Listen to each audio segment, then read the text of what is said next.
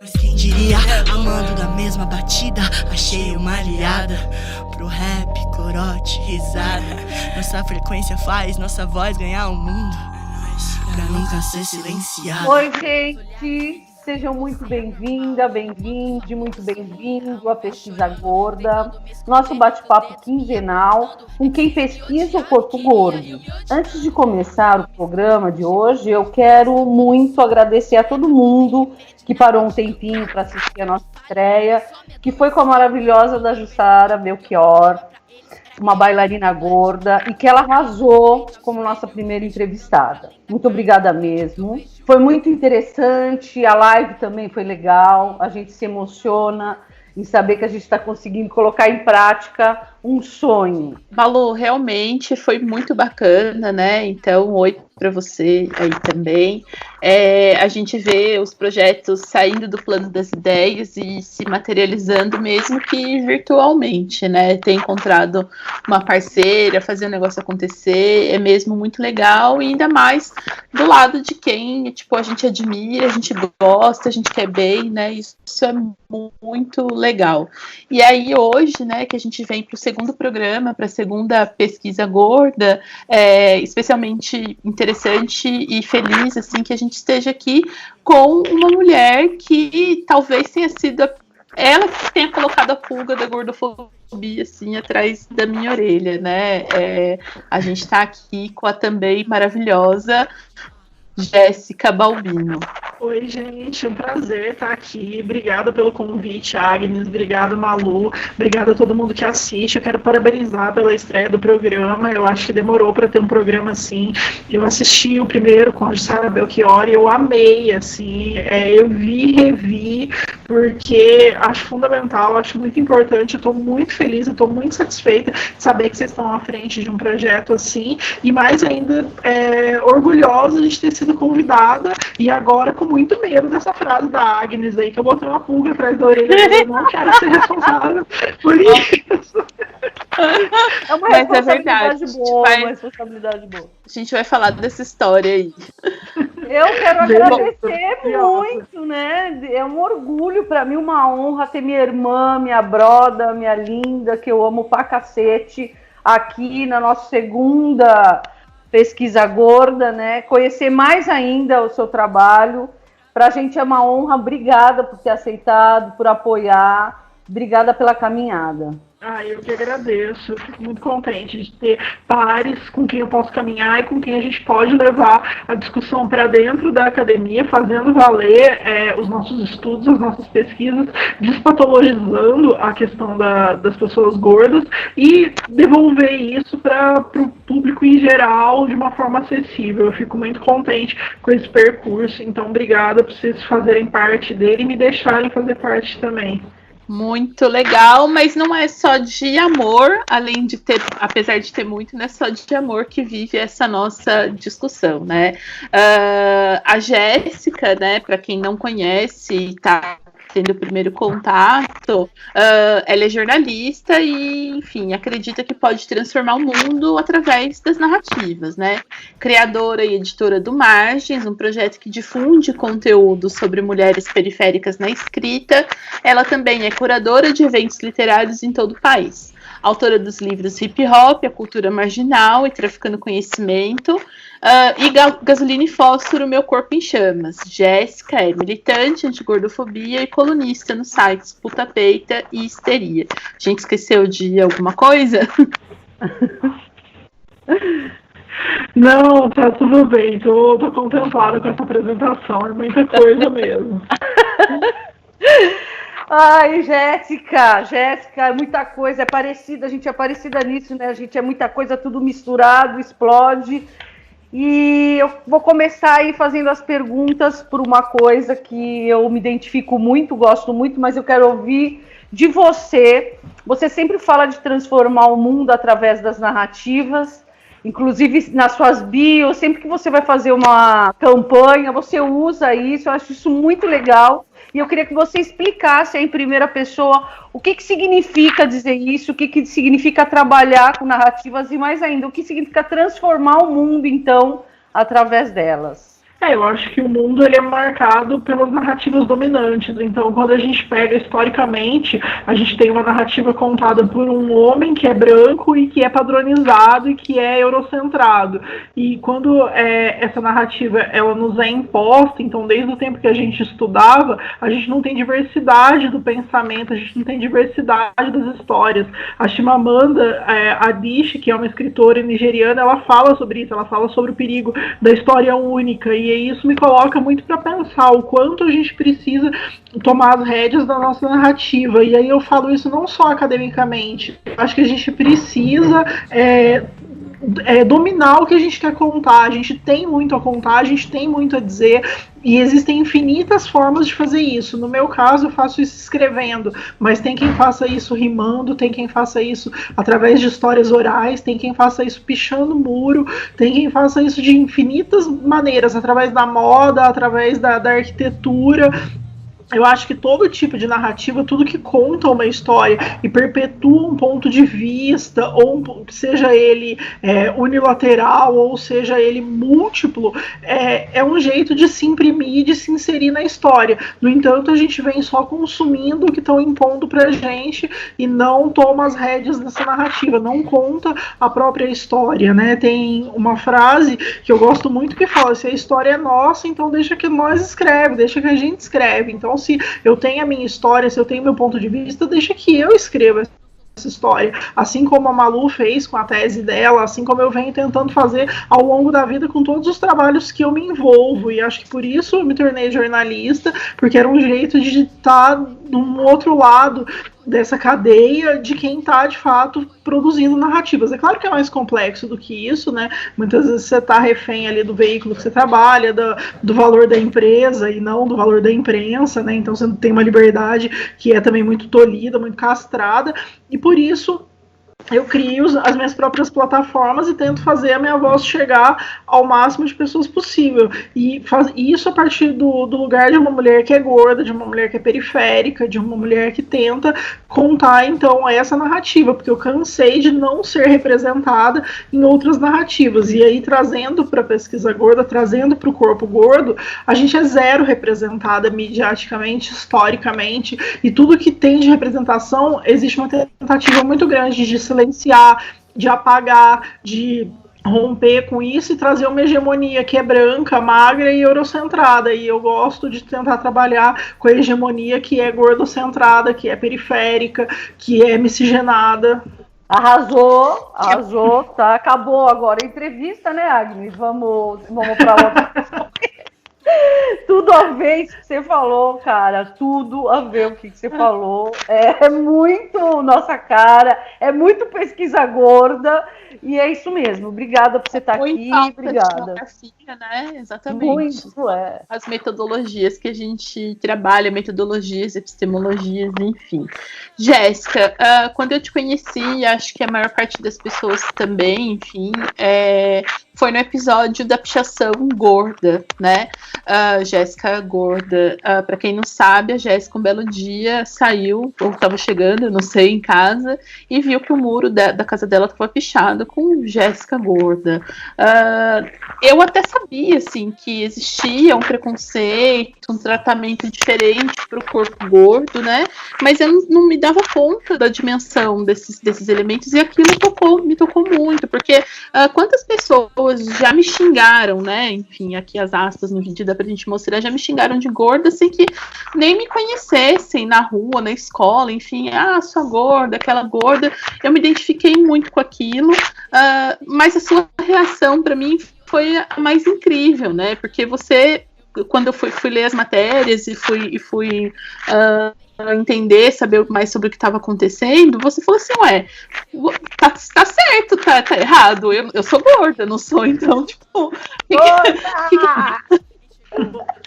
qual é o problema? Eu não entendi. Se tivesse pichado, né, que enfim, sou negadora de imposto, né, enfim, eleitor de proto-fascista, a gente, né, realmente acharia ruim, mas enfim. E essa reação me marcou muito. Eu queria saber um pouco sobre como esse evento marcou a sua vida e a sua militância anti-gordofobia. Fiquei feliz com a pergunta, porque toda oportunidade que eu tenho, eu agradeço a pessoa que pichou meu muro, porque foi muito maravilhoso. Então, assim, ela deve ser tão obcecada que ela deve assistir a live. E aí eu achei o máximo a pichação, na verdade. Eu achei incrível, porque se não fosse isso, eu não estaria aqui, a gente não teria se conhecido. Eu viralizei, potencializou a minha voz enquanto voz de uma mulher gorda que fala sobre gordofobia. Então ela me fez um favor imenso, assim. E transformou de fato a minha vida nesse sentido e nesse contexto, né? Porque é justamente isso. Para quem quiser me ofender, fala que me chama de bolsonarista, né? Fala que eu votei no Bolsonaro. Não fala que eu sou gorda, é muito mais do mesmo, né? Sei lá, me ofendia quando eu tinha 4 anos e não podia brincar na escola. Com 30 anos, gente, desculpa, né? Qualquer coisa que teria para me ofender nesse lugar eu já teria superado, ou então eu teria emagrecido, né? As duas coisas não andam juntas. Então, assim, num primeiro momento eu achei extremamente infantil a pichação, achei uma bobagem, né? Eu achei muito engraçado, porque realmente não passou por esse lugar da ofensa. Eu falei, gente, é isso aí, eu sou realmente gorda. Faltou aí um linda na frente, porque eu ganhei como uma homenagem, né? E não como uma tentativa de desmerecimento. Mas tem um outro lado, e esse outro lado é um lado muito forte que eu acho que a gente não pode esquecer. Inclusive, na época, assim, as matérias focaram muito na reação que eu tive, e acho que é super válido também, porque é empoderador, mas eu acho que o empoderamento também, ele vai até a página 2, e eu tento discutir muito isso. Porque é um ato extremamente violento. Uma pessoa, para ela arquitetar isso, então ela pensar que ela precisava ter uma tinta em spray, que ela precisava estar na rua no momento em que não estivesse passando ninguém, que ela fosse escrever alguma coisa que fosse agressiva, porque é um ato agressivo, isso é uma agressão, além de ser um crime, muito embora eu goste de pichação, mas assim, é um ato agressivo e é uma pessoa que muito provavelmente queria me agredir muito, mas não tinha coragem de fazer isso fisicamente, não tinha coragem de tocar minha campainha e fazer isso de algum modo. Então ela se valeu de uma pichação ali, de um signo, para tentar me desmerecer e provocar uma coisa que eu acho muito complexa, que é o isolamento social da pessoa gorda. Agora a gente vive um isolamento social geral em razão da pandemia do coronavírus, mas assim, as pessoas gordas, elas são tentadas a viver em isolamento social. Porque eu fico pensando, se é uma pessoa que não tá bem, se é uma pessoa que não tá num dia legal, se é uma pessoa que se ofenderia com aquilo, uma pessoa que não tá ok sendo gorda, a reação dela é nunca mais sair de casa, porque ela vai ficar muito preocupada de todo mundo saber que ali mora uma pessoa que é gorda, porque tem muita gente que esconde, e durante muito tempo na adolescência eu tentava esconder como se fosse possível, né? Eu acho muito louco, isso é até engraçado, porque você vai na praia e você vai na praia de camiseta, como se a camiseta não transparecesse que você é gordo, ou você põe uma roupa larga. Dá pra ver, gente, dá pra ver. Não tem como esconder, a gente esconde que é corrupto, a gente esconde que é sonegador de imposto, a gente esconde uma tatuagem na bunda, mas a gente não esconde o fato da gente ser gordo. Isso é muito imutável, ou a gente é magro ou a gente é gordo, e isso é marcado, assim como a pele negra, assim como o indígena, isso é marcado fisicamente. E aí há uma tentativa de fazer com que essas pessoas não queiram mais sair, com que elas fiquem isoladas. E esse isolamento, ele desumaniza, porque ele faz com que você não conviva em sociedade, com que você não saia, com que você não se relacione, com que você não coloque seu corpo no mundo. E eu acho isso muito perigoso. Então, assim, por um lado, eu brinco com a questão da pichação, pessoalmente não me ofende, inclusive apagou. Meu pai teve que pintar o muro, eu fiquei super chateada, porque eu adorava tirar foto ali. Então, pichador, se você estiver assistindo, picha de novo, tenta de novo, vai ser legal. Eu tô precisando disso, assim, inclusive das quarentena, tá precisando de um cenário para tirar uma foto à porta de casa, vai ser massa. Mas tem gente que se ofenderia muito com isso e que ficaria muito machucada. E é uma tentativa de agressão, então acho que a gente não pode tratar com levianidade isso, porque é um tipo de agressão que acontece e acontece todos os dias. Ela é velada, ela é mascarada, essa foi escancarada, então ela até me dá menos medo do que a agressão velada, porque a pessoa realmente ela intentou, né, ali, eu não sei quem foi, eu nunca soube quem foi, eu desisti de tentar saber, mas eu fico aí para agradecer. E impactou minha vida nesse sentido, assim, ainda respondendo a sua pergunta, me atraiu mais atenção para as coisas que eu falo, me trouxe trabalhos remunerados, amplificou a minha voz enquanto uma mulher gorda que pesquisa e que milita na área. Então isso foi muito positivo, assim, de fato, me trouxe muito mais coisas positivas do que coisas negativas. E realmente, assim como marcou você, marcou a mim, acho que muitas outras mulheres também, né? Foi um evento muito importante, muito impactante. Acho que é legal destacar isso também. Se a tentativa foi trazer esse isolamento ou provocar algum tipo de constrangimento pelo fato de eu ser gorda, pelo contrário, me aproximou de muita gente e de muita gente bacana. Eu conheci pessoas incríveis por conta dessa pichação. Um exemplo tá aí, você é uma dessas pessoas. Eu conheci a Fê do Sesc Rio Preto, através disso eu conheci muita gente de fato, assim, mas muita gente me trouxe muito trabalho, tanto na área da literatura quanto na área da gordofobia, me trouxe muita coisa positiva, assim. Na verdade, a pessoa, ela deve, tipo, foi o maior tiro no pé da história, assim, pior do que só a facada do Bolsonaro, tá ligado? Mais cabo eleitoral do que isso, só o Santos. Não tem, entendeu? Tipo, tá abaixo ali, ó, tá pau a pau. É isso. Obrigada aí, o pichador, um beijo. Obrigada, a nação gorda, né? A galera aí agradece o pichador. O povo agradece, o povo pede mais pichação. Picha mais, se quiser pichar aqui na Chapada na minha casa também pode vir, é um convite, tá? A gente é engraçado, né, Jéssica, a gente que nunca tinha trocado, enfim, e eu escrevi muito tempo sobre mídia radical, né, eu também sou jornalista, desde que eu comecei a produzir academicamente, eu produzo na área da teoria da comunicação, então eu trabalhei com muita intervenção urbana, cartaz de protesto, pichação e tudo mais, né, e sempre fui uma defensora da pauta também, né, e aí as pessoas falam, aí quando a gente posta alguma coisa e as pessoas colocam assim, elas falam, queria ver se fosse no muro da sua casa. Ué. Eu amo isso, eu amo quando a pessoa fala, queria ver se fosse no muro da sua casa, porque já foi, e tá tudo bem, gente, tá tudo bem, pode ser no muro de casa, tá tranquilo. Eu sou super defensora da pichação, eu acho que é uma expressão, eu acho que a pessoa coloca alguma coisa pra fora ali, um recalque ou uma ideia, desse caso foi um recalque muito grande, né, ali, que só muitos anos de divã vão ser capazes de resolver no caso dessa pessoa. No meu caso tá tudo bem, pode pichar no muro da minha casa, tá à vontade. Sabe o que eu queria também te perguntar, Jéssica? É sobre a sua dissertação. Eu comecei a dar uma olhada nela, não olhei muito profundamente, dessa sua relação com a literatura de mulheres periféricas, como que você liga isso com a gordofobia? Conta aí um pouco pra gente dessa sua pesquisa, que parece muito interessante. Tá, na verdade, eu vou voltar um passo atrás e contar tipo, um pouquinho da minha vida. Minha vida de estudo, ela começa quando eu conheço a cultura hip hop, e eu ainda era adolescente, e isso me impulsionou mais para ser jornalista, me deu mais ânimo e mais gás, e me fez entender que o que eu queria fazer, era escrever, era reportar, era isso, era criar outras narrativas, era causar alguma disrupção aí no meio, e aí isso me levou para a faculdade de jornalismo. O meu trabalho de conclusão de curso foi o livro que a Agnes citou na biografia, que é o Hip Hop e a Cultura Marginal, que foi um livro que me deu muito fruto legal, assim, eu fiz com uma parceira que é a Anitta Mota, que ela faleceu pouco tempo depois, então acabou não desfrutando disso, mas é um livro que foi premiado pelo Prêmio Hip Hop do Mink em 2010, foi muito legal, assim, marcou ali um tempo, um período, e a partir do hip hop eu tive essa incursão na literatura marginal, ainda muito nova, e eu sempre fui muito apaixonada por isso. E em dado momento eu conheci a Frente Nacional de Mulheres do Hip Hop e um coletivo que chamava Hip Hop Mulher.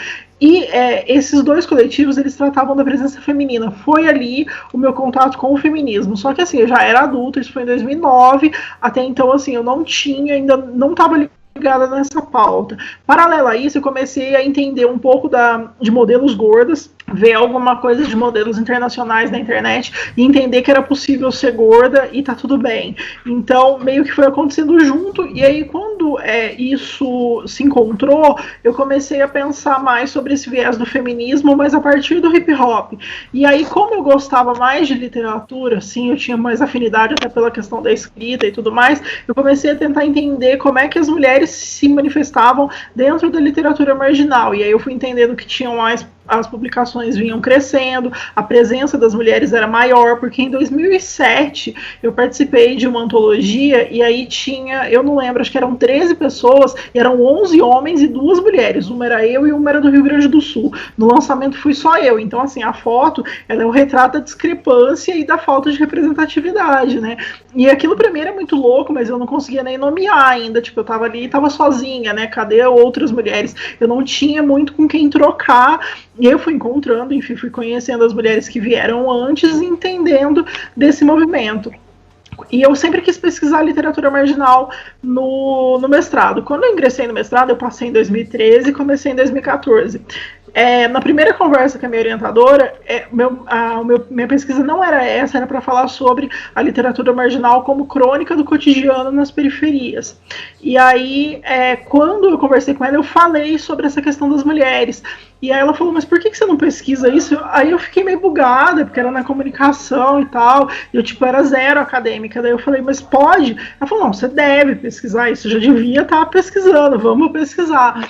E aí ali pra mim foi um outro mundo, eu fiquei muito feliz com esse recorte, eu falei, não, então essa vai ser a minha pergunta, e aí eu fiquei debruçada ali durante 2 anos e meio, na pesquisa aí disso originou o Martins, que é o blog, eu fiz um documentário, e aí eu fui tentar entender mais sobre a presença das mulheres na literatura e tudo mais, e foi muito legal, assim, poder mergulhar um pouco mais nisso. Já fazia parte do meu cotidiano, eu já frequentava sarau, eu já frequentava slam, já era uma coisa que eu fazia por hobby, então eu não tive uma dificuldade de entrar e de me conectar com as pessoas que eu estava pesquisando, tanto que eu uso um conceito que é muito parecido com o que você usa da autoetnografia, só que eu chamo de escrevivência, que é um termo que foi cunhado pela Conceição Evaristo, que você escreve a partir do que você vive. Então eu uso isso para defender a minha argumentação de estar tão ligada com o meu tema. E aí, assim, aonde ele se encontra com a questão da gordofobia é que o corpo está sempre muito exposto ali, o corpo está sempre muito silenciado, está sempre muito tolhido, o corpo da mulher é sempre muito sexualizado, inclusive em ambientes que são mais intelectualizados, que são de saraus e tudo mais, a mulher é sempre vista como inferior e tudo mais, e o ser mulher é uma coisa muito forte, muito pesada ali, e aí quando aparece sendo uma mulher gorda, isso fica mais potencializado, e aí é aí que se encontra. E como eu sempre gostei de ler, aí eu terminei o mestrado e eu falei, bom, eu preciso dar um tempo, né, de ficar só fazendo isso. Ainda rendeu muito, assim, fiz muita oficina, muita palestra, muito curso, ainda faço, voltado para o tema, mas aí eu comecei a pisar fora do tema e tentar entender mais essa relação do corpo, da literatura, e passei a pesquisar isso. Eu não estou vinculada à academia, eu pesquiso muito por conta própria, porque eu sou muito nerd, e agora eu estou estudando psicanálise, e a psicanálise trata muito da relação do corpo, então tem muito a ver, na verdade, com a pesquisa, passa muito por isso. Eu resolvi fazer psicanálise de tanto fazer análise, e aí me bugou, eu falei, vou estudar isso aí, estou estudando, e aí para mim tudo faz muito sentido, a questão do corpo cruza muito, então estou nessa pegada atualmente. Muito legal você falar isso aí da pesquisa não acadêmica, porque a gente precisa desmistificar isso daí. Pesquisar, todo mundo pesquisa, né? Quando eu vou dar aula de filosofia da ciência, eu falo para os meus alunos, quando vocês eram crianças, vocês iam lá e tiravam a cabeça da boneca, vocês estavam fazendo ciência. Por quê? Porque vocês queriam saber o que tinha dentro da cabeça da boneca, né? Então, essa coisa de que a ciência, a pesquisa, é lógico, existem aí técnicas e tal, mas a pesquisa, ela pode ser de 1000 maneiras, né? E acho que a autoetnografia, ela tem isso também, ela traz você mais para o mundo. Adorei esse termo, escrevivência, vou procurar e vou ler, adorei, muito interessante, muito legal. Eu só queria comentar isso que você falou da academia, porque assim, eu não sou contrária à academia, eu acho importante, eu acho muito importante que a gente ocupe esses espaços. Eu não voltei por uma questão pessoal mesmo, porque eu precisava dar um tempo, o mestrado foi muito intenso, eu precisava fazer outras coisas, entre essas outras coisas, sobreviver, e mergulhei em outros projetos e fui me doando e acabei não tendo perna para prestar uma prova de doutorado, e aí a gente teve os cortes de bolsa, e aí eu fiz o mestrado sem bolsa, e foi muito custoso. Então, se for para voltar para academia, eu acredito que tem que ser com bolsa. Eu acho que a gente tem que ter um incentivo mínimo para pesquisar, já vista que a pesquisa ela fica aí a posteriori para muito tempo. Então eu acho muito injusto que a gente tenha que pagar para produzir um conhecimento acadêmico, especialmente dessa vultuosidade.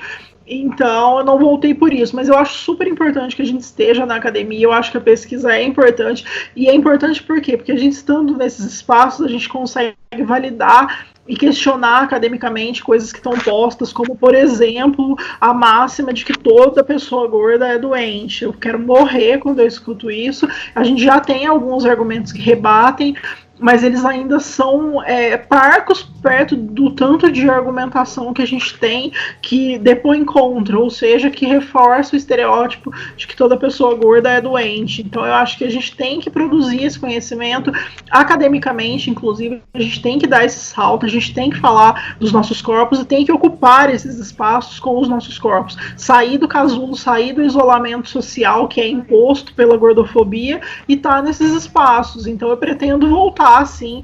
Claro que esse ano é um ano complicado por conta da pandemia, mas também favorece isso, favorece o estudo, favorece o acesso, favorece mergulhar em outras questões. Não só pretendo voltar, né? Eu voltei, eu estou estudando psicanálise, que exige muito, então eu estou produzindo esse conhecimento numa outra área, não é na comunicação, mas é na psicanálise. Então eu acho super importante que a gente produza e que a gente tenha material teórico sobre isso, porque a gente só vai refutar o que nos ataca quando a gente tiver o argumento científico para isso também. Por isso a tua tese é tão importante, Malu, por isso o teu trabalho é tão importante, Agnes, por isso que a pesquisa gorda é fundamental, porque se a gente não produzir, a gente não refuta o que está massacrando a gente. Exatamente. A ideia também de que o conhecimento científico é um conhecimento neutro, né? A gente passa por isso dentro dessa discussão, de que essa ideia de que toda pessoa gorda é uma pessoa doente também tem uma parcialidade nesse discurso, e que a pesquisa ela também ajuda a desconstruir essa ideia, né? Então, tanto a vivência na rua quanto a vivência na academia, né? A gente tem que ter esse cruzamento. Eu odeio o argumento da neutralidade em qualquer situação. Até hoje ninguém nunca conseguiu me provar que o neutro, que o morno é uma coisa que é positiva, porque eu acho que é muito em cima do muro, assim, seja politicamente, seja no jornalismo, seja na academia, não é neutro, nunca é neutro. A gente sempre está, a partir da nossa vivência e do que atravessa a nossa vivência, defendendo ou criticando algo, ou tentando mudar alguma coisa. Você não está fazendo isso de graça, você não está fazendo isso, porque a neutralidade ela não te tira do lugar, é igual uma coisa que é morna, tipo, você passa mal, ou é quente ou é frio, então, ou você tá de um lado ou você tá do outro. Não existe a neutralidade é uma balela, é uma grandíssima bobagem que não faz sentido nenhum, assim, a gente precisa, inclusive, romper com esse padrão de, tipo, porque eu sou pesquisador, então eu não posso defender fulano, porque eu sou jornalista, eu não posso ter opinião. Querido, você já tem, assume que é mais bonito, né? Vamos assumir isso. Acho que a gente precisa perder esse medo também, deixar de ser cagão em certas áreas e assumir mesmo as bandeiras que a gente tá afim de segurar ou não. Porque se a gente não tiver afim de segurar nenhuma, então vai descansar, dá a vaga para alguém que esteja, mas deixa alguém produzir de fato alguma coisa que rompa com o que tá posto, assim. Eu sou muito de romper com os padrões, porque o padrão, ele é uma merda. Olha como é que a gente tá. Se fosse bom, a gente não tava enfrentando uma pandemia, né? Isso aí também do lance que eu falei da desmistificação da universidade com o padrão tem tudo a ver, porque a gente também tem que falar que a gente tem que entrar nesse espaço, né? Esse espaço ele teve aí historicamente ocupado por uma elite branca, né, europeia. Você chegar lá e você só lê, eu fiz filosofia, eu só li europeus, eu não li nenhum filósofo latino-americano, né? E homens, geralmente, né? Então a gente precisa estar ocupando, a gente precisa propor também, falar a partir das nossas narrativas, das nossas histórias, igual você falou, fazer a história a partir do meu corpo, né? E assumir isso também da militância, acho que é importante, né? Eu sou militante, então eu vou assumir, vou falar sobre isso, não tem problema nenhum. Então, quem tiver inseguro, achando que é muito difícil ou que não vai conseguir, tenta. tenta, eu acho que todo mundo é possível e a gente pode propor coisas alternativas dentro da universidade, sim. Existem vários programas, veja a pesquisa da Agnes, da Jéssica, a mim e tantas outras que tem por aí, né? Acho legal incentivar a galera. A gente pega na mão, né? Porque sabe também que o ambiente acadêmico ele pode ser um pouco hostil, mas se precisar de ajuda, a gente está aí. Sim. Ô, Jéssica, tem uma pauta nos seus textos e nos seus posts que eu acompanho no Instagram, enfim, que também me toca muito, que é muito particular, que é em relação a solidão da mulher gorda, né?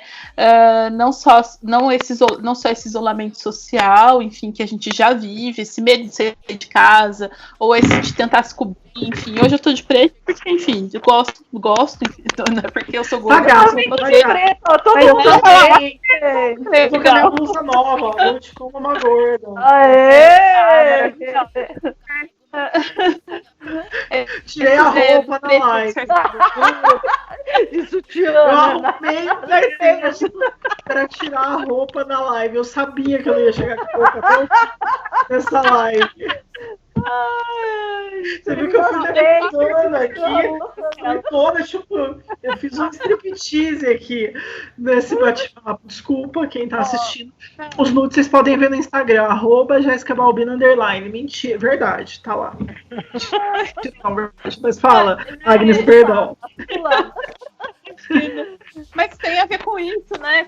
É ótimo, tem tudo a ver com o que eu tô falando. É justamente essa ideia, né? Além desse isolamento autoimposto e midiaticamente imposto, socialmente imposto que a gente fala, que é esse apagamento do corpo gordo nos ambientes, ele é simbólico, mas ele também é concreto, porque a gente não cabe no lugar, não senta no banquinho, que nem a Jussara, né, bem exemplificou pra gente na discussão passada, do programa passado. Então a gente já deixa de ir, mas a questão dos relacionamentos também me marca muito, né? Quantas vezes já ouvi a história, olha, mas a gente vai ficar, mas não conta pra ninguém, ou esse é o nosso segredo, né? E sempre escondido, sempre no final da balada, sabe? Aquela é sempre a última opção, enfim, e o quanto isso baliza e balizou, continua balizando, né? Os relacionamentos, as migalhas de afeto que a gente vai aceitando, né? Enfim, como que você lida com isso hoje, depois de tanto tempo de militância? Olha, hoje eu lido bem, mas não é por causa do tempo da militância, não, é por causa do tempo de análise. Eu lido bem por causa do meu tempo de análise. Eu tenho que dar esse mérito para análise, não só para militância. Mas pensando sobre isso, e sobre, assim, e aí é muito pessoal isso, na verdade, que eu vou falar, mas a partir da minha experiência, eu acredito que o que baliza isso é uma culpa que a pessoa gorda carrega por ser gorda, que é uma culpa que ela vem desde quando a pessoa se descobre gorda. Por exemplo, no meu caso, eu descobri que eu era gorda com 4 anos de idade na escola, quando me impediram de brincar, dizendo que eu não podia brincar porque eu era gorda. Então foi o dia que eu tive consciência de que eu era uma pessoa gorda e que isso era um impedimento. E isso cria uma culpa, porque você acha que a culpa é tua. Se você não é igual aos outros, então a culpa é tua. E aí isso vai, claro, você vai alimentando isso, especialmente na adolescência e tudo mais. Então tudo que acontece, a gente tende a achar que é porque a gente é gorda. E as pessoas que vão tentar nos manipular, os relacionamentos que a gente vai ter, eles vão ter uma abertura e uma entrada muito grande por essa rachadura da culpa. É através daí que você pode ver que, assim, existe um índice muito grande de mulheres gordas que já passaram por relacionamentos abusivos. Claro que existe um índice muito grande de mulheres que passaram por relacionamentos abusivos, mas se a gente for ter esse recorte de corpo, é ainda maior e é ainda mais triste. Por quê? Porque o abusador, ele entra pela via da culpa. A gente se sente culpada, então a gente acha que a gente tem que ser muito grata por ter aquela pessoa do nosso lado, por ter aquela amizade, por ter qualquer tipo de relacionamento. Eu acho que pauta qualquer tipo de relacionamento, porque é uma solidão que ela não é só amorosa, né? É uma solidão solidão de não ter amigo para sair. E assim, eu vivo isso, sei lá, vivia isso até muito pouco tempo atrás. Eu não vivo mais, porque eu faço análise, então eu rompo com algumas pessoas. Mas eu vivia até muito pouco tempo atrás de ter amigas que não queriam sair do meu lado na foto, porque eu sou gorda. E assim, deixava isso muito claro, mas de uma maneira muito velada, né? Então existe uma coisa muito velada em relação ao corpo gordo, que é isso. As pessoas até saem com você, não é difícil encontrar um parceiro, é difícil encontrar alguém que te assuma para a sociedade. E mais do que isso, E tem para muita além gente do que, por fetiche exemplo, também, né? para Tem além, essa questão. além do fetiche já é o primeiro passo, e depois para além da sociedade, assim, tipo, para além das quatro paredes. E assim, tem sempre uma relação que ela é punitiva, né? Porque é quase como se fosse um pecado original desejar um corpo que é dissidente. Então, por desejar aquele corpo, você tem que punir ele. Então, vai ser sempre uma relação sádica, né? Por parte da outra pessoa, e a gente se oferece num sacrifício masoquista para atender aquele desejo, mais para estar ali e romper com essa coisa da solidão. Então quase sempre vai ser um relacionamento que vai envolver um sadismo da outra parte, vai envolver uma culpa, vai envolver um punitivismo, que você está sendo punida e você nem sabe por que você está sendo punida. E assim, e essa punição ela vem de diferentes formas. Ela pode ser um puxão de cabelo, ela pode ser um tapa na cara, ou ela pode ser nunca mais olhar na sua cara, ou ela pode ser passar do teu lado e não olhar e depois te procurar. Ela pode ser vir de infinitas formas, e durante a vida de uma mulher gorda ela vai experimentar quase todas elas, enquanto ela não conseguir se curar disso e se curar dessa culpa, que é um exercício muito grande, é um exercício imenso, é um exercício gigante. E aí essa solidão, ela tá aí, a gente experimenta ela o tempo todo. E mais do que isso, ela é muito silenciada, é uma solidão que é muito silenciada, porque toda vez que a gente vai falar sobre ela, vão levantar a mão e vão falar, mas e a solidão da mulher gorda? Mas e a solidão da mulher trans? Mas e a solidão do homem trans? Mas e a solidão da mulher indígena aldeada? E aí vai ficar sempre subjugada essa pauta, porque vai ser uma pauta assim, mas ela sofre essa solidão, mas porque ela quer, porque se ela não quisesse, ela emagreceria. Então vai ter sempre também essa questão da opção, você sempre vai, se quiser, poder fazer uma bariátrica, ou pagar por isso, mas assim, fica sempre a pergunta, mas a pessoa quer, mas ela não tem direito, e é quase como se tivesse uma marca, assim, é quase como se fosse a pichação do muro, né? A inscrição Jéssica Gorda é a mesma inscrição do muro, é uma inscrição que vale para, tipo, não merece ser amada.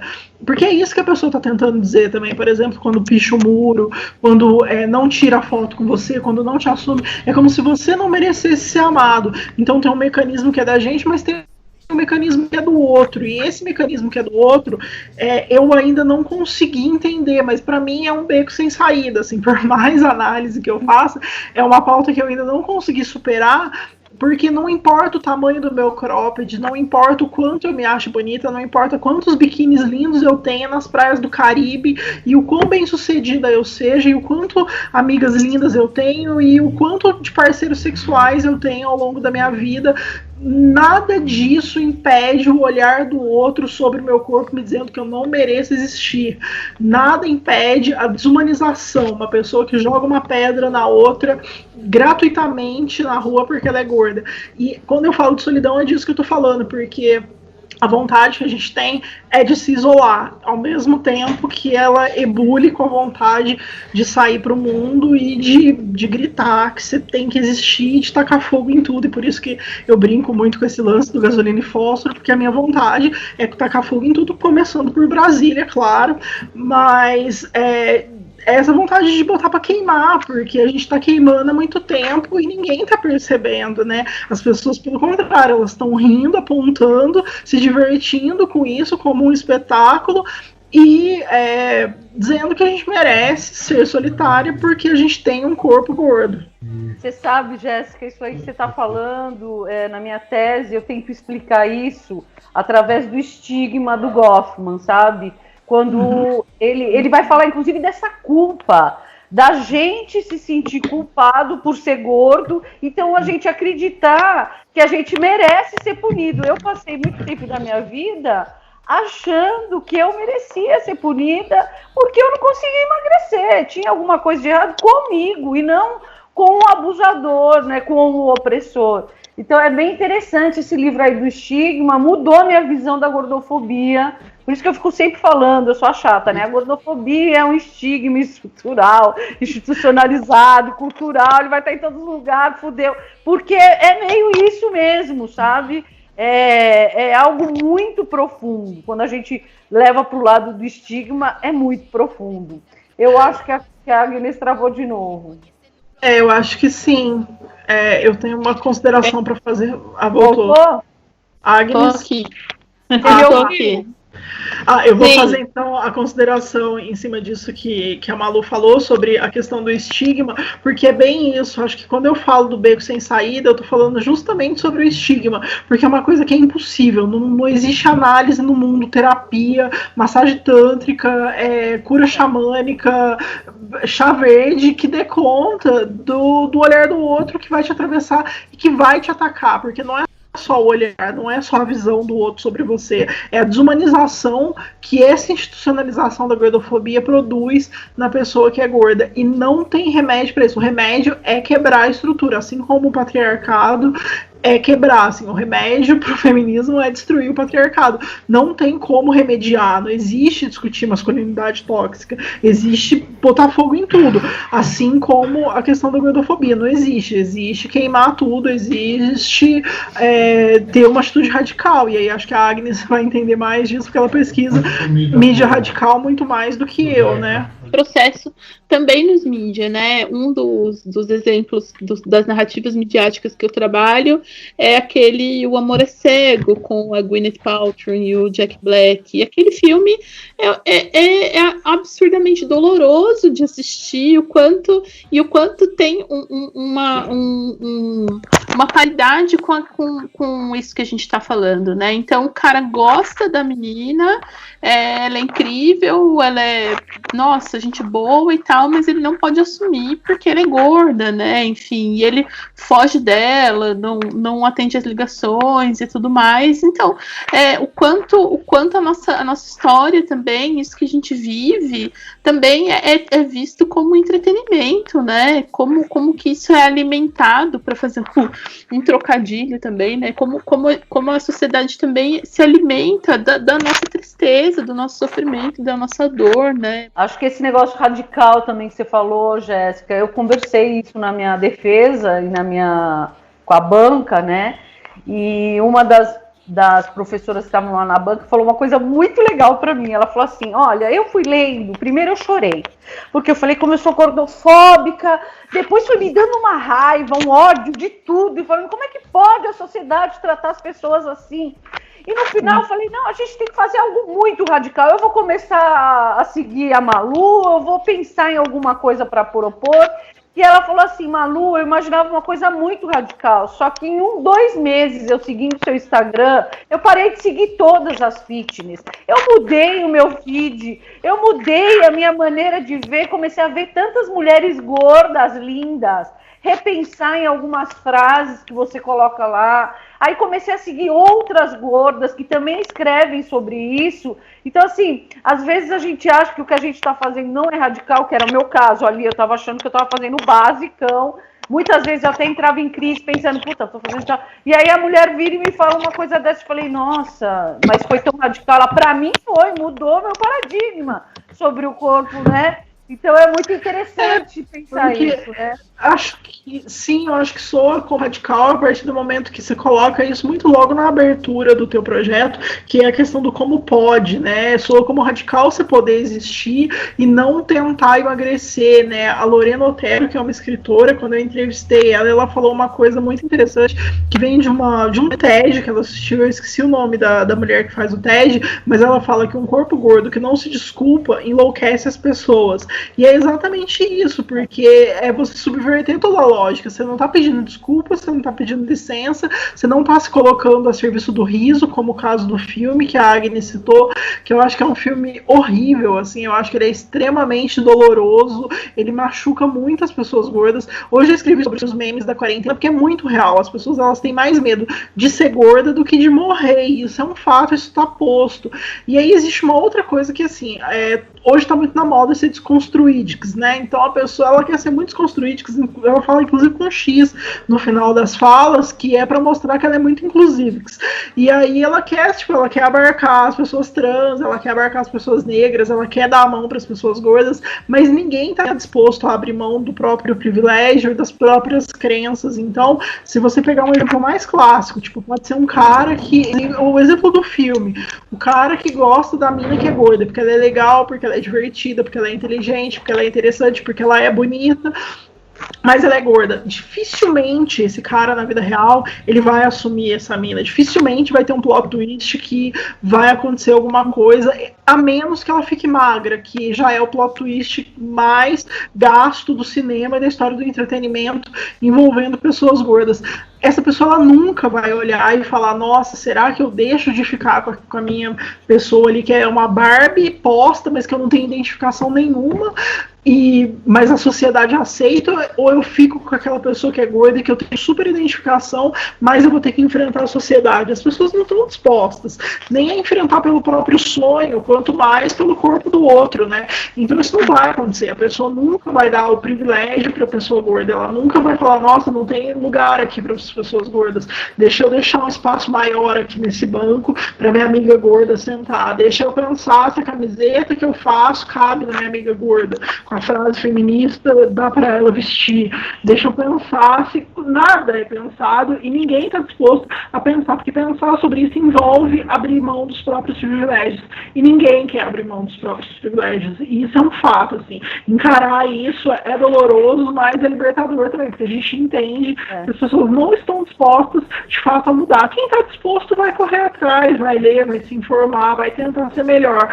Mas a maioria das coisas vai ser balela. Então a pessoa ela vai comentar linda, maravilhosa na sua foto, mas ela não vai pensar em você em nenhum outro momento, assim, ela só vai fazer isso porque é socialmente bonito ela compartilhar no feed dela uma foto da amiga gorda que faz texto lacrador, mas no dia a dia ela não vai nem querer sair do seu lado na foto, ela não vai nem te chamar pra sair, porque senão vai ter uma gorda no bonde, ela não vai nem te chamar pra viajar, porque senão a pessoa gorda ocupando mais espaço no carro, um espaço maior na cama, um espaço maior no armário, porque as roupas são maiores, e assim sucessivamente. Então vai ser muito difícil lidar com isso de forma prática. Você escreveu um texto sobre isso, né, Jéssica? Acho que você saiu muito da peita. Os últimos que você colocou do feminismo, tá? Achei muito legal esse questionamento que você fez, né? Tipo, e aí, né? Você se coloca como feminista, lê livrinho, pá, mas faz tudo isso, né? Muito legal. Eu vou puxar isso aí para te fazer uma pergunta já, que é, você faz um monte de coisa ao mesmo tempo, igual eu te falei no começo. Você tem vários projetos. Eu sigo todos, acho muito legal a diversidade aí das suas propostas, mas eu queria que você falasse o que você está fazendo agora, quais são os projetos, em que você está trabalhando, conta aí para nós. Trabalhando num festival com você que a gente está montando, que é o Gordosfera, que é um festival envolvendo só pessoas gordas, que vai acontecer via internet a priori, porque a gente está na quarentena e a gente precisa se ocupar e a gente precisa discutir a pauta gorda, então vai rolar esse festival online logo menos, a gente está trabalhando para isso e é um projeto que me dá gás, me dá bastante orgulho, eu estou gostando muito de fazer. Eu estou com financiamento coletivo, que é para tentar me manter durante a quarentena e continuar produzindo esse conteúdo, então tá no Apoie-se, quem quiser apoiar, apoia.se/Jéssica Balbino, e aí lá tem todos os meus trabalhos, eu tenho o Margens, que é o blog, e aí eu discuto também gordofobia, mas literatura marginal e periférica, eu tenho um podcast que é sobre literatura, que é o podcast Rabiscos, que eu faço com o Tadeu Rodrigues, que é um parceiro meu. Estamos trampando no festival, eu presto serviço para a Ocupa Beauvoir, que também é uma ocupação para dar destaque para as mulheres e uma reparação de gênero na literatura. E por hora é isso, assim, são esses projetos que eu tenho me dedicado mais. E estou estudando psicanálise, que já me rouba aí uma quantidade considerável de tempo. Por hora é isso. Estou exausta, né? Peraí. Vou lançar o livro. livro, né? Tá terminando o livro, que é o Gasolina e Fósforo, Meu Corpo em Chamas. A próxima pergunta era justamente sobre o Gasolina e Fósforo, né? Como é que tá esse processo? Então, eu fui atravessada pela pandemia, já era para eu ter terminado, mas aí, como eu fui atravessada e bagunçou a minha vida total, eu não terminei, mas estou nessa missão de tentar fechar o quanto antes o texto. É um livro híbrido, então ele tem poesia, ele tem prosa, ele vai ter foto também. É muito esse processo, então ele é dividido em 3 capítulos, Gasolina, Fósforo e Meu Corpo em Chamas. É muito essa trajetória desse corpo gordo, mas contada de uma maneira aleatória, então não é linear, não é uma linha do tempo, não é um diário, mas é passando por todas essas sensações e muito pelas coisas que a gente discutiu aqui, mas tentando dar uma outra roupagem para a linguagem, não ficando tão acadêmica ou tão jornalística, mas jogando ali algumas ideias e algumas dessas sensações de mal-estar que a pessoa gorda tem. Então, é um livro que, em algum lugar, ele é provocativo, mas ele é muito mais um processo de autoconhecimento e de cura do que um processo do que uma provocação para as outras pessoas. Eu acho que é muito inevitável que ele provoque, né? Ele vai provocar, porque é isso, é um corpo gordo que não só não está se desculpando, como está se celebrando e se autoafirmando, né? Mas é muito um processo de cura mesmo, é muito um processo de autoconhecimento, é muito a minha própria história de um jeito que eu precisava escrever para eu conseguir me ler e conseguir entender e rasgar essa culpa e deixar incendiar. Ô Jéssica, tem uma coisa que eu penso com frequência, que não é só a história do corpo gordo que não quer emagrecer e que tem que ficar pedindo desculpa, mas é o quanto o corpo gordo que não quer emagrecer incomoda, porque ele denuncia o quanto as outras pessoas também estão numa roda, né, de mercado, e numa roda de mídia, e numa roda de fitness, né, que o corpo gordo, ele falou assim, cara, não, eu não quero fazer parte dessa engrenagem, né, essa engrenagem não faz bem, e eu acho que também tem essa coisa da denúncia, né, de alguma forma, não sei se... Eu acho que sim, não, eu entendi o que vocês disseram, eu acho que todo corpo que decide, ele tem isso, então o corpo trans, o próprio corpo negro, tudo que tá fora do que é padrão, ele tá decidindo da norma posta, então ele tá denunciando essa norma, né, e aí no nosso caso específico, no caso do corpo gordo, ele denuncia exatamente isso. Uma vez eu fiz uma mesa com a Vanna Medeiros, que é uma dramaturga, e ela falou uma coisa muito interessante, que ela falou sobre o valor da felicidade, né? Então, a pessoa que é magra, ela acha que só ela merece ser feliz porque ela se esforça por isso, né? Então, ela não come o 3º pedaço de pizza, ela come só o 2º, e ela atribui qualquer pessoa gorda à alimentação.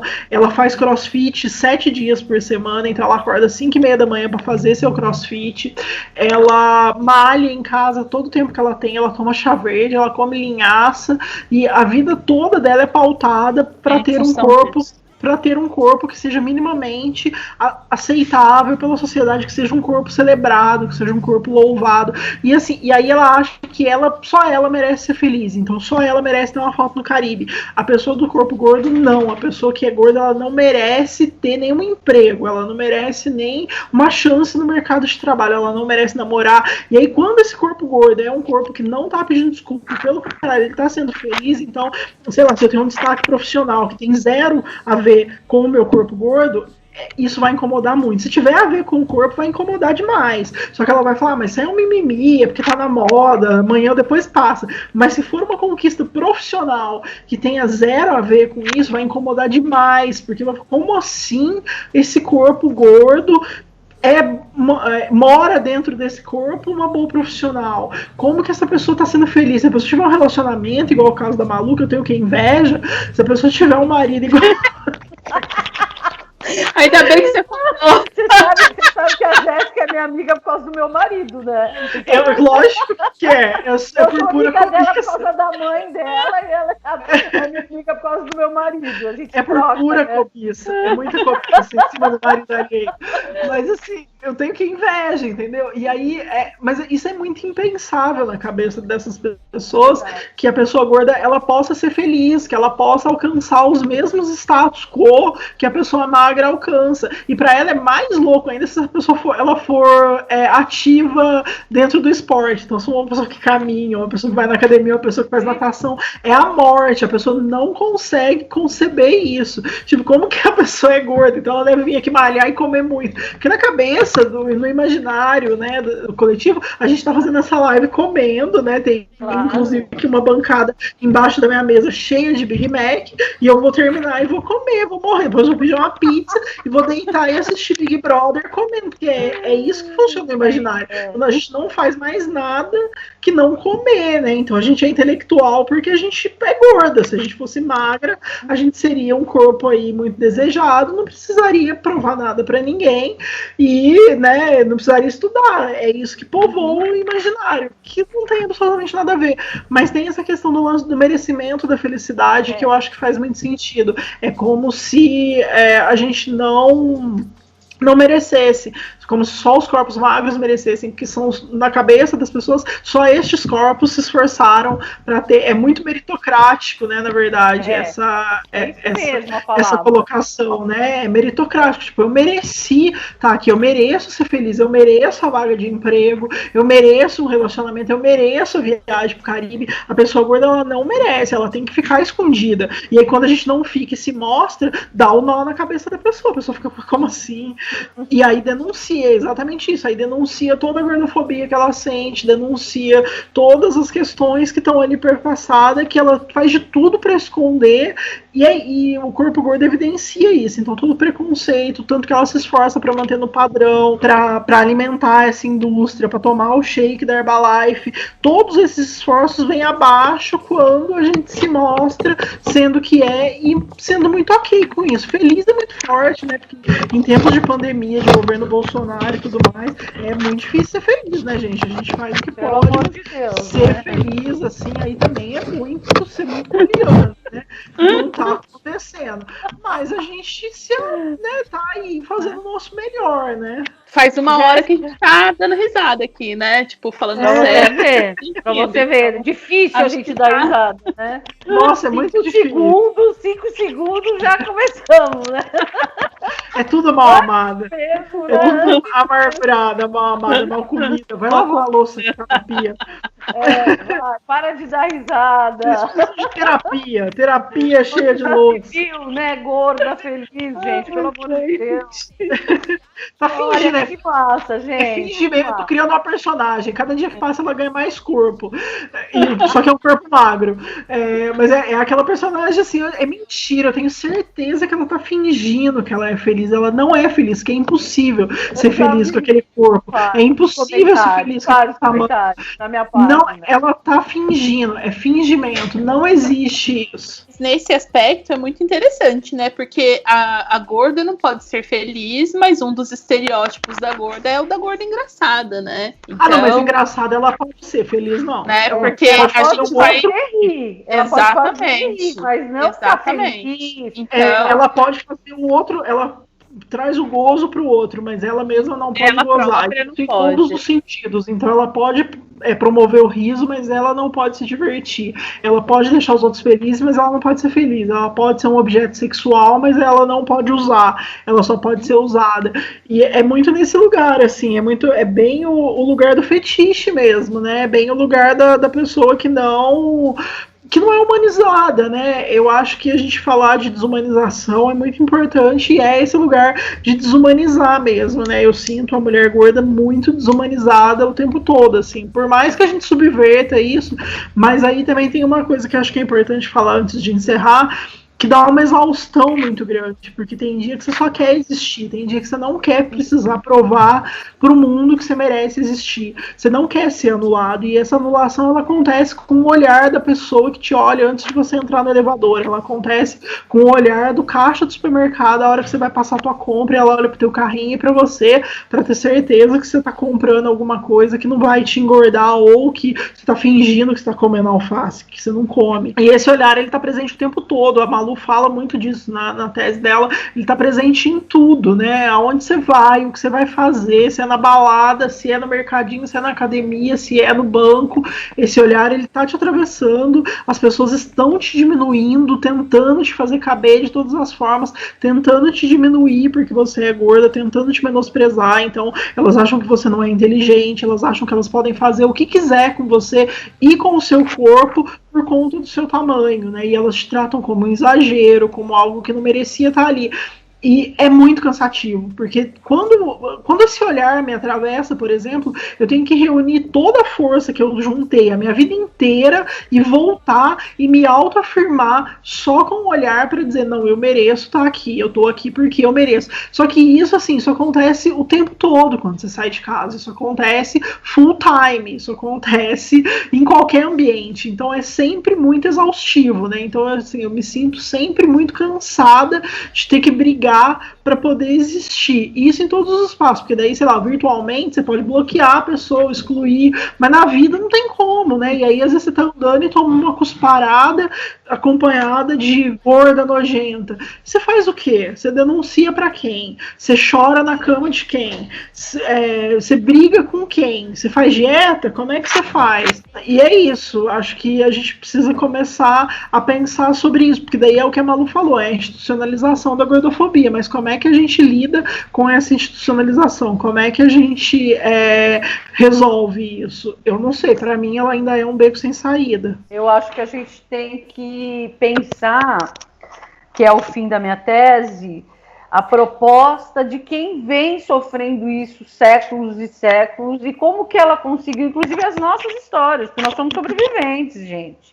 Né? As nossas histórias, quais são as ferramentas que a gente vem utilizando para sobreviver? A gente teve uma experiência, por exemplo, no Litera Gorda lá em Rio Preto, falo toda hora isso, mas vou continuar falando, das gordas chegando no boteco, a mulher teve que buscar as cadeiras, né? Lá na Colômbia, a gente chegar nos lugares com 20, 15 mulheres gordas dentro do bar, dentro do baile, dentro do restaurante, né? Isso fortalece a gente, é criar, é escrever, é falar, é fazer collab, é fazer pesquisa dentro da universidade, né? Então, não que eu seja otimista e fale, então vamos resolver. Não, mas é uma questão mesmo de sobrevivência, de você pegar a sua dor, bell hooks, né?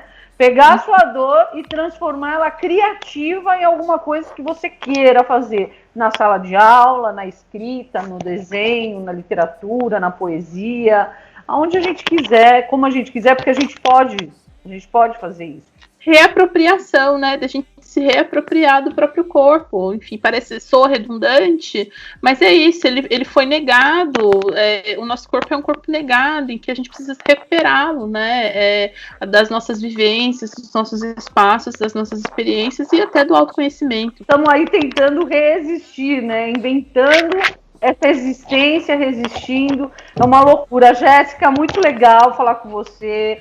Você tem vários trabalhos incríveis, sua história é incrível.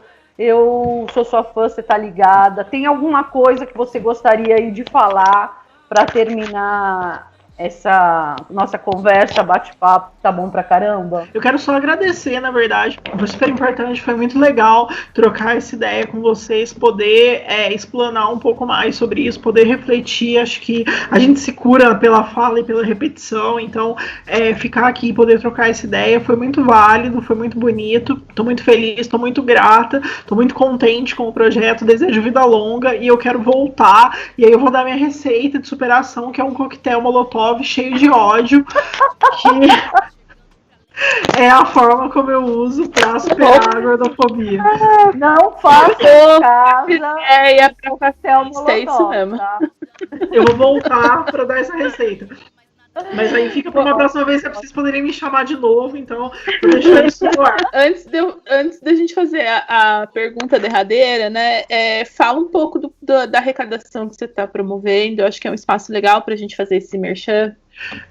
Com a quarentena, né, eu fiquei sem meus trabalhos remunerados, porque eu sou freela e trabalho na maioria das vezes com eventos ou com artistas, então toda a receita vem do que é gerado através desses eventos, fui afetada por isso, então fiquei sem trabalho e precisava arranjar um jeito de gerar uma receita durante esse período. Só que eu não parei de trabalhar, eu continuo produzindo conteúdo, seja no Margens, seja nos textos, seja sobre literatura, o podcast. Então eu trabalho pra caramba, na verdade, mas não sou remunerada por isso.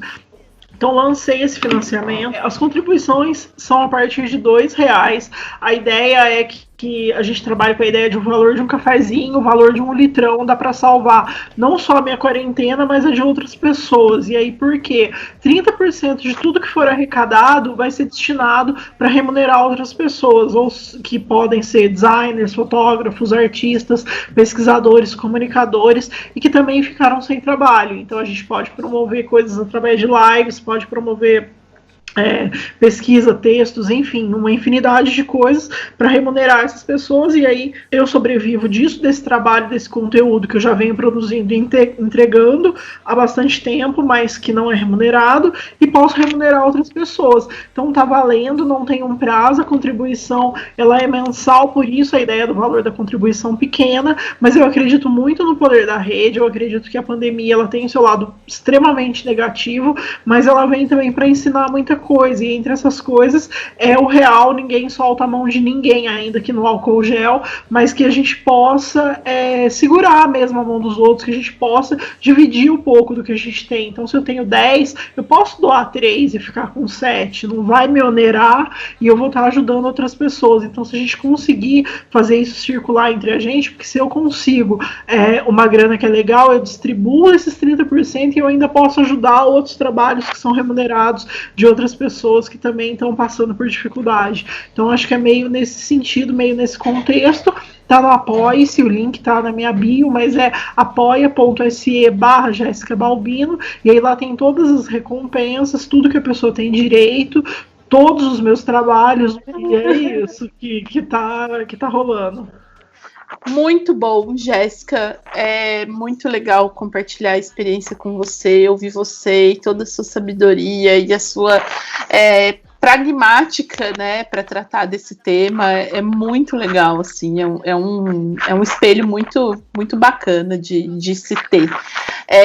E aí, para a gente encerrar esse bate-papo, né, a nossa última pergunta, a pergunta-chave da Pesquisa Gorda acho que, enfim, você já deve saber, mas para você, então, o que você considera pesquisa gorda? Eu considero uma pesquisa que é gordocentrada, ou seja, que é feita por pessoas gordas a partir da vivência de outras pessoas gordas, que contempla os infinitos temas que uma pessoa gorda pode contemplar. Então, um pesquisador gordo que, sei lá, está falando sobre horta, é uma pesquisa gorda, mas quando ela discute sobre os temas que nos atravessam, ela é mais rica ainda. Acho que é isso, é pensar nesse gordocentrismo, então pessoas gordas pesquisando sobre pessoas gordas, porém para pessoas magras também, porque eu acho que cansa a gente falar da gente pra gente mesmo, a gente já tem se ouvido há algum tempo e a gente precisa falar fora da bolha, então a gente precisa que outras pessoas nos ouçam e entendam, né, senão a gente não consegue mudar e romper com as estruturas, não consegue botar fogo em tudo como é meu desejo, mas é isso. Obrigada, gente. É certeza que você vai voltar, porque você faz um monte de coisa, daqui a pouco você já vai estar fazendo outro, você vai voltar para contar pra gente. Daqui a pouquinho. Daqui a pouquinho, semana que vem já tem outro projeto. Eu quero agradecer tudo isso, né? Quero agradecer essa disposição de estar aqui gravando com a gente numa tarde, né? Tá colocando o que você sabe pra cacete. Obrigada, viu? Aprendo pra cacete com você. Eu com vocês. É isso. Muitas graças, muitas graças. Bom, eu agradeço, então, finalmente, mais uma vez, a Jéssica, né? E você que está aí do outro lado assistindo a Pesquisa Gorda, que é uma collab entre mim, a Agnes e a Malu Gimenez, nesse projeto de vanguarda, como a Jéssica bem falou pra gente. Para você ficar por dentro das nossas atualizações, né, se inscreve aqui no canal, Pesquisa Gorda, e além disso, Facebook, Instagram, a Malu tá com as redes Estudos do Corpo Gordo, e eu com as redes Tamanho Grande. Então, procurar no YouTube, Facebook, Instagram, acha a gente. Lembrar que na segunda-feira, dia 4 de maio, às 5h30 da tarde, a Jéssica volta com a gente, mas aí agora para bater um bate-papo ao vivo no Instagram Pesquisa Gorda. Então, é um novo canal que a gente tem para poder bater um papo e tirar dúvidas, e você vai poder fazer perguntas diretamente para a Jéssica. Então, espero você lá. Isso aí.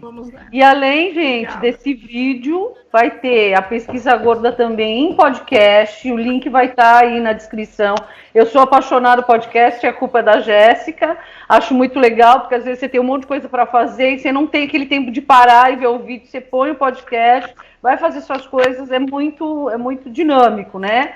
E quero falar também para vocês ficarem ligados na nossa próxima conversa, que ela vai ser com a Flávia Novaes. Ela é uma feminista preta, gorda, nordestina. Ela é doutoranda em psicologia social lá na Universidade Federal do Rio Grande do Sul. E ela esteve comigo no primeiro encontro de ativismo gordo na Colômbia, em Bogotá. Vamos estar falando um pouco sobre isso também. E outra coisa importante que eu quero falar para todo mundo é a novidade da parceria incrível com a Puta Feita, né, Jéssica? E já Jéssica mostrei, também já fiz aqui já a minha mostrou. propaganda. Me dá licença que eu tirei a roupa já aqui nessa live. Ela vai ser, Puta Feita vai ser nossa apoiadora nesse programa, vai ser uma parceria aí de longa data. Vem com a camiseta Lute Como Uma Gorda, a gente vai sortear algumas coisas em todos os programas. Esse programa especial a gente vai sortear. Elas vão sortear, na verdade, apoiando o nosso trabalho, uma camiseta, né? O Lute Como Uma Gorda. E a cada episódio do Pesquisa Gorda vem um kit, alguns vales de desconto para vocês vão acompanhando, não é isso, Agnes? Exatamente, né? E para saber como participar, é só ir até lá o nosso Instagram, Pesquisa Gorda, que todas as regras, as normas de participação do sorteio da camiseta especificamente estão lá. E a gente vai divulgar o resultado no nosso próximo vídeo, que sai no dia 13 de maio. Então, fica ligado, ligada. Obrigada, gente, por vocês terem parado aí para ouvir, para ver a história da Jéssica, para ver o que ela tem para falar, para a gente conhecer mais, chegar perto, entender esse universo gordo. E um beijo imenso de gorda e até a próxima. Beijo. Tchau, tchau. Até mais.